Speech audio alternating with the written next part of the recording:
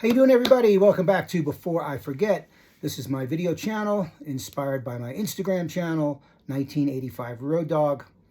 If you've never checked out the Instagram, give it a look. It's got lots of photos of my time in music as a fan of bands and as somebody that worked in the music business. That Instagram has inspired this channel and also inspired me to finish my book. It's available now on Amazon and all online retailers. It's called Tales from the Gutter and Other Rock and Roll Shenanigans.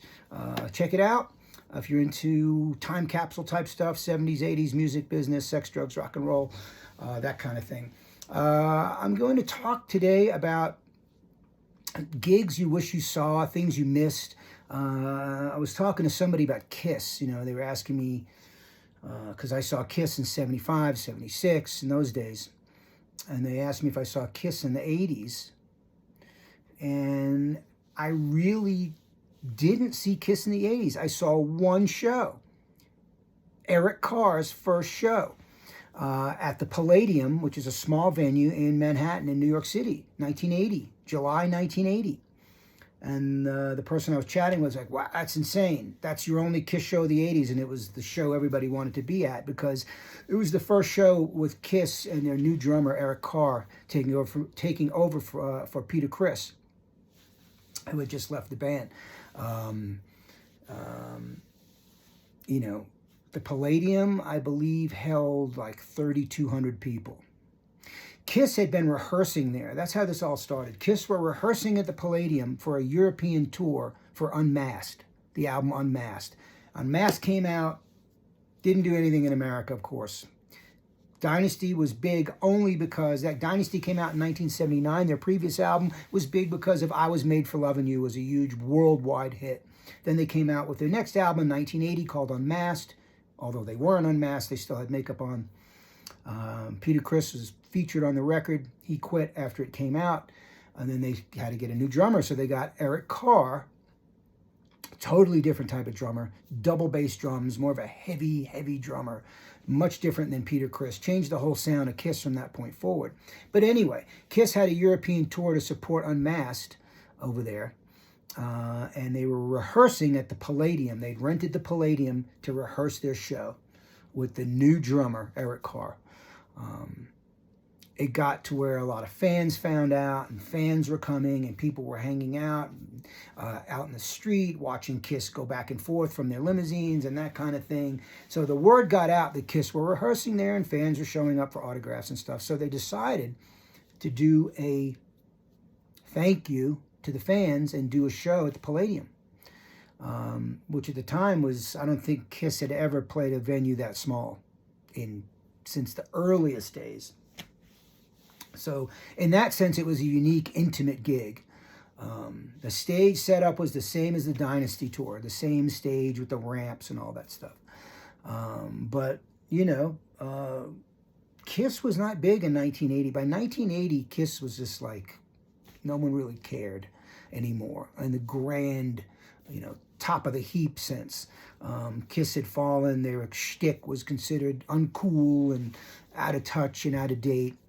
You know, punk rock had come in. New wave was big. You know, AC/DC, Back in Black had just come out. So the climate had shifted and Kiss were kind of left behind. But for diehard Kiss fans, it was a huge deal. I was a DJ at the time. I had so many other things going on. I was working at IRD, the record distributor in Jamaica, Queens, later Relativity Combat Records. I was working there. So I was into it. I went to the gig. I got a ticket. And, you know, the funny part is that my good friend Bruno of Danger and Defiance fame, he had been working all summer at the Central Park Music Festival as like an usher or, you know, somebody that handed out programs or whatever. I think he was an usher. And he had a t-shirt that said Central Park Music Festival with staff on the back. He worked, I think, in the afternoon, or I don't know exactly what the deal was, but he saw that the guys that were doing security for the Kiss show had on the Central Park Music Festival staff t-shirts. He had one of those. I don't know how he knew to bring it, or he had it, or maybe he came from work. I'm not really sure. But he had the same shirt as all the security guys.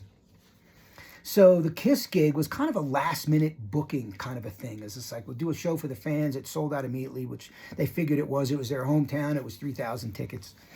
So, it wasn't like a tour.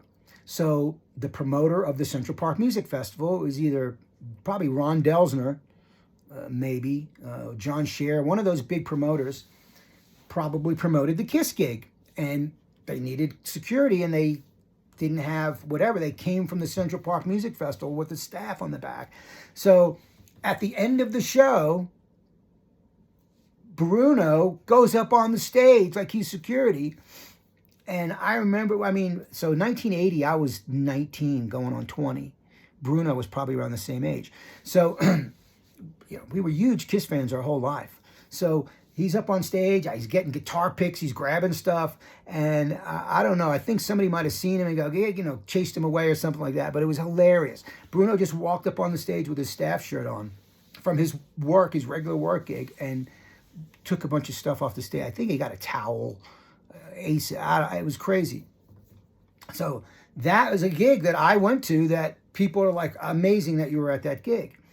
Have the t-shirt, Kiss, I was there, whatever it said, But at the time, it wasn't that big of a deal because Kiss was way on the downslide there. There's a few posters that hang on my wall in my music room here. One of them is the Alice Cooper $1 Billion Babies tour poster from 1973. Now, in 1973, I was 12 going on 13. I was too young, really. But man, he was one of my first I had a poster of Alice Cooper at 12, 13 years old on my wall when he was holding a big snake, big poster. I would have loved to have seen the $1 Billion Babies tour, Alice Cooper. I was too young. Another one I have up here is the Flying Burrito Brothers. If you've never heard of them, that was Graham Parsons' band with Chris Hillman from the Byrds, country rock pioneers. I think they only did one or two albums maybe. The first album is the classic Gilded Palace of Sin, 1969. That I would have loved to have seen that version of the Flying Burrito Brothers with Graham Parsons. That's bucket for sure, but it'll never happen because he's dead. I've got the Faces, Rod Stewart and Ron Wood, the Faces, 1972 Rock and Roll Circus Summer Tour. Would have loved to have seen that. Too young. I was 11 years old. So there's always shows. I never saw Elvis. There's certain things that I would have loved to have seen. So I only talk about this because I speak to a lot of younger people online that are so into the posts that I make, the pictures that I post, and the videos I make about the things that I did that they never can because they were not born. Luckily for them, a lot of these bands are still around. Motley and everybody's touring, so they can go see this stuff. It's not the real deal, but it's all you got. So you go and you have fun. But man, there's lots of stuff I didn't see. I would have, and the part that really irks me is that there were things right in front of me I could have gone and done, and I didn't care at the time because I wasn't as educated musically as I am now. I'd rather go see a 5th or 6th Motley Crue show than go see Muddy Waters at the Bottom Line because I was young and stupid and doing drugs and drinking and being a maniac. So there's always stuff that no one saw at all, So, if that makes you feel better. But that's my story about the Kiss show because somebody was asking me if I saw Kiss in the 80s, and that's the only 80s Kiss show I think I saw. I did not see Kiss again until the reunion thing in the 90s. But anyway, thanks for listening, tuning in. Again, my Instagram is 1985 Road Dog. Check that out. And my book is Tales from the Gutter and Other Rock and Roll Shenanigans. Available on Amazon and on all the online outlets. Thanks so much for listening. Speak to you soon. Ciao.